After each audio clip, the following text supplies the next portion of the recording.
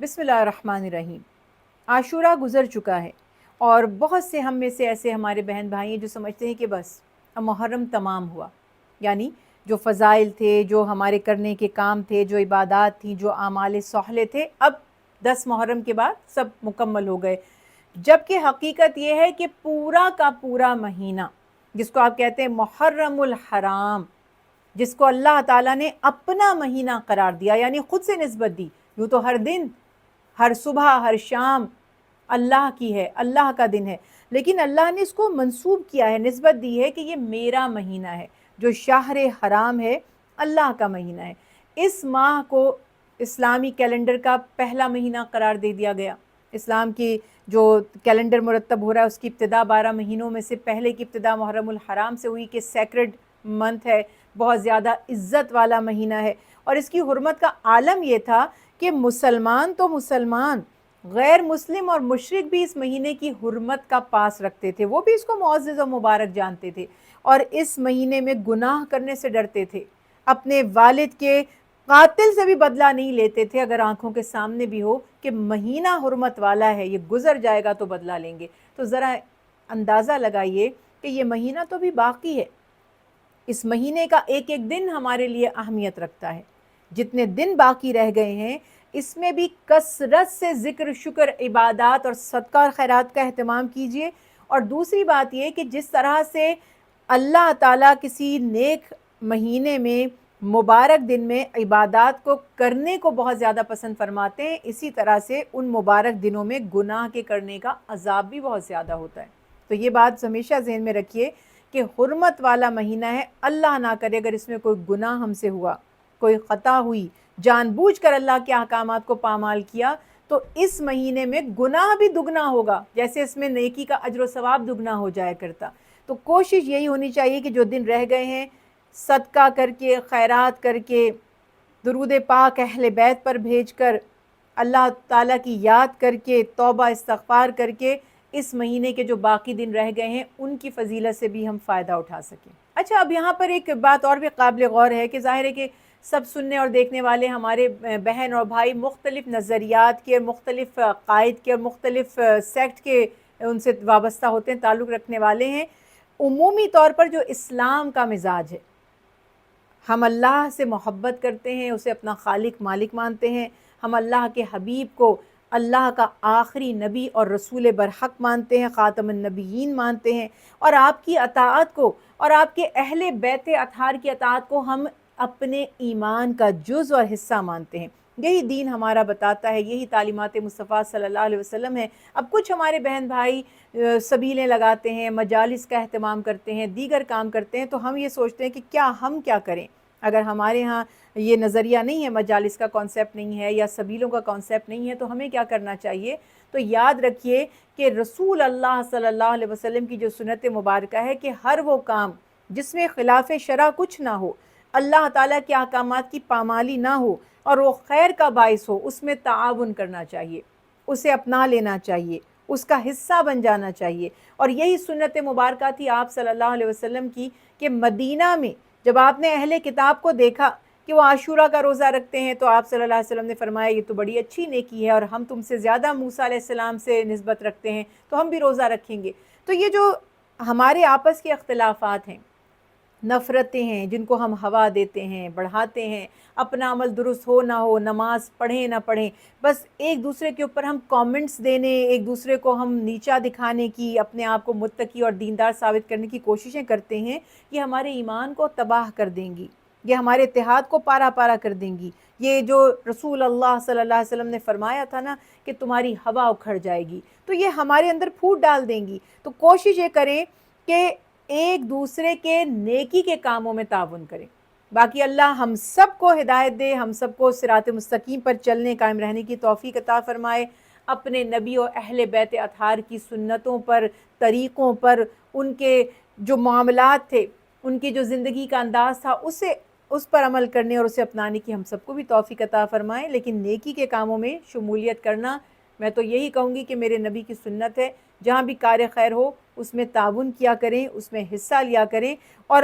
جیسے جب صحابہ کرام نے رسول اللہ صلی اللہ علیہ وسلم سے سوال کیا، حضرت ابن عباس رضی اللہ تعالیٰ عنہ اور دیگر اصحاب فرماتے ہیں کہ لوگوں نے سوال کیا کہ یا رسول اللہ، یہودی عاشورہ کا روزہ رکھتے ہیں 10 محرم کا،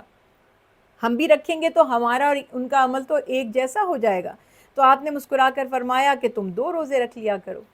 تو اسی وجہ سے کچھ لوگوں نے پھر اس بات کو کنٹینیو کیا کہ یا تو 9 اور 10 محرم کا روزہ رکھیں یا 10 اور 11 کا.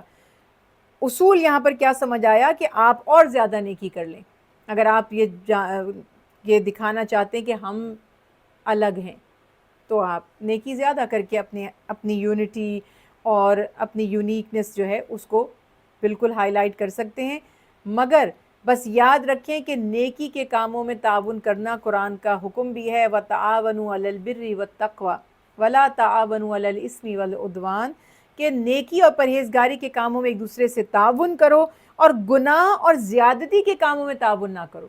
آج انفارچونیٹلی جب کوئی گناہ کرتا ہے، زیادتی کرتا ہے، ظلم کرتا ہے، ہم جانتے بوجھتے ہوئے اور بعض اوقات تو اختیار رکھتے ہوئے، قدرت رکھتے ہوئے بھی خاموش، گونگے، بہرے، اندھے بن جاتے ہیں. لیکن جب نیکی کے کام ہوتے ہیں تو ہم کہتے ہیں دلیل کہاں ہے،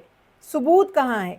جب آپ کو پتہ ہے کام منع نہیں ہے تو اسلام کی بنیاد سمجھ لیں کہ جس کام میں شر نہ ہو وہ صحیح ہے، وہ جائز ہی ہے. عمومی مزاج اسلام کا یہ ہے کہ جو اس کام میں گناہ نہ ہو، جسے منع نہ کیا گیا، وہ حلال ہے. ایک سمپل فارمولہ ہے. اب اوبویسلی اس فارمولے تک پہنچنے کے لیے آپ کی تعلیم اور تربیت کا ہونا بہت زیادہ ضروری ہے. ہم اتنے سینسٹیو ہو جاتے ہیں، اتنے جذباتی ہو جاتے ہیں، اپنی ایک اینک پہنتے ہیں. مگر آپ نے ریڈ کلر کے گلاسز لگا لیے تو آپ کو ہر چیز ریڈی نظر آئے گی، اس کا میں تو کچھ نہیں کر سکتی. تو اسی لیے اللہ اور اس کے حبیب کی صحیح تعلیمات کو سمجھیں. اور اس وقت ہمیں ضرورت ہے متحد ہونے کی، محبتوں کو بڑھانے کی، محبتوں کو پھیلانے کی، اپنے اندر اتفاق پیدا کرنے کی، اپنے اندر انسانیت پیدا کرنے کی. تو انسانیت کا تقاضا یہ ہے کہ مسلم تو مسلم، غیر مسلم بھی اگر کوئی کار خیر کریں تو اس میں ان کے ساتھ تعاون کریں. یہی ہمارے دین نے ہمیں سکھایا، یہی رسول اللہ صلی اللہ علیہ وسلم کی سیرت، یہی آپ صلی اللہ علیہ وسلم کی سنت، اور اسی کی رغبت ہمیں بار بار دلائی جائے. امام عالی مقام کے پیغام کو ہم نے نہیں بھولنا. دیکھیے عاشورہ گزر گیا، محرم الحرام کی جو مین تاریخیں تھیں جس میں ہم ظاہر ہے کہ جانتے کہ جو 10 شروع کے دن تھے بڑے مبارک تھے، عبادات کی نظریات کے حوالے سے بھی بڑے امپورٹنٹ تھے، راتوں کی عبادت کے لیے بھی. عاشورہ کا دن خاص طور پر ہمارے لیے اسلامی تاریخ میں بھی بڑا اہم ہے، اور جب ہم اس کو امام عالی مقام سے ریلیٹ کرتے ہیں تو بہت اہم دن ہے. لیکن کیا عاشورہ کے دن کے بعد یہ وقت ختم ہو گیا، یہ اہمیت تمام ہو گئی؟ ایسا نہیں ہے، بلکہ امام عالی مقام کی اس بڑی عظیم قربانی، اور ایسی عظیم قربانی کہ جس پر مسلمان تو کیا غیر مسلم بھی ششدر ہیں، حیران ہیں، اور وہ بھی کانپ اٹھتے ہیں جب واقعات پڑھتے ہیں کربلا کے، کہ جس میں 6 ماہ کے ننھے علی اصغر کی بھی شہادت ہوئی ہے. کیا وجہ تھی، کیا سبب تھا، کیوں امام عالی مقام نے 72 نفوس کے ساتھ، اپنے کنبے کے ساتھ، اپنے جوان بیٹے کے ساتھ، اپنے بھتیجوں کے ساتھ، اپنے بھانجوں کے ساتھ، خواتین کے ساتھ میدان کربلا میں پڑاؤ ڈالا، جہاں پہ جانتے تھے کہ لاکھوں کا مجموعہ ان کے قتل کے درپے ہے؟ حق کا نظام نافذ ہو، حق کی بلندی کے لیے، دین حق کو باطل سے جدا کرنے کے لیے، سچ کہنے کے لیے، ظالم حاکم کے سامنے اعلان کرنے کے لیے، حق کا کلمہ بلند کرنے کے لیے. کیا یہ پیغام ختم ہو گیا؟ یہ تمام نہیں ہوا. اگر مجھے امام عالی مقام سے محبت ہے، انسیت ہے، اگر مجھے ان کی قربانی کا احساس ہے، تو یقین جانے میرا ضمیر مجھ سے یہ کہتا ہے کہ میں اگر اہل بیت اطہار سے محبت کا دم بھرتی ہوں تو مجھے ان کے نقش قدم پر چلنے کی کوشش بھی کرنی ہے. ہم مانتے ہیں اتنی جرت ہم میں نہیں ہے، اتنا حوصلہ ہم میں نہیں ہے، اتنا ظرف بھی نہیں ہے. لیکن ایک بات تو یاد رکھیے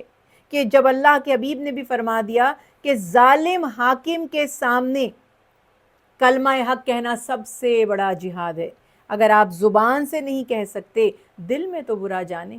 ہمارے اطراف میں جو کچھ ہو رہا ہے، جو ظلم ہو رہے ہیں، جو زیادتیاں ہو رہی ہیں، شریعت کی پامالی ہو رہی ہے، تو اگر ہم میں سے کسی کے اندر اتنی اخلاقی جرت نہیں ہے کہ وہ آواز اٹھا سکے،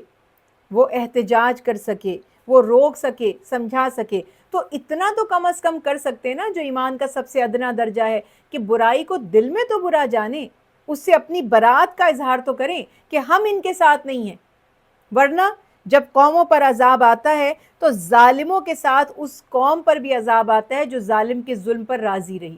اللہ ہمیں ظالموں کے ساتھ شامل نہ کرے، اور مظلومین کی شہادت امام علی مقام کی، ان کے اہل بیت کی جو شہادت تھی، ان کے جو گھر والوں کی، جو بچوں کی شہادت تھی، وہ تو یہ پیغام ہمیں دے رہی ہے کہ کبھی سر نہ جھکاؤ ظالم کے سامنے، چاہے سر کٹوانا پڑ جائے۔ تو اللہ تعالیٰ وہ ظرف، وہ ہمت، وہ حوصلہ، وہ محبت ہمارے اندر بھی پیدا کرے کہ ہم بھی حق کی سربلندی کے لیے لڑیں، اور کچھ نہیں کر سکتے کم از کم خود تو حق کا پیکر بنیں۔ میں کیوں ناانصافی کروں، میں کیوں دین کو پامال کروں، میں کیوں شریعت کی خلاف ورزی کروں، جبکہ یزید جس کو ہم سب سے زیادہ ملعون کہتے ہیں، اسی لیے تو کہتے ہیں کہ اس نے شریعت کی پامالی کی، تو ہم معاذ اللہ یزیدیوں میں سے کیوں بنیں، ہم حسینیوں میں سے کیوں نہ بنیں، جنہوں نے حق کا کلمہ بلند کرنے کے لیے خون سے لکیر کھینچی اور قیامت تک کے لیے بتا دیا کہ حق حق ہے اور باطل باطل ہے۔ وَجَاءَ الْحَقُّ وَزَهَقَ الْبَاطِلُ إِنَّ الْبَاطِلَ كَانَ زَهُوقًا۔ آج حق قائم ہو گیا اور باطل مٹ گیا، اور بے شک باطل تو مٹ جانے کے لیے ہی ہے۔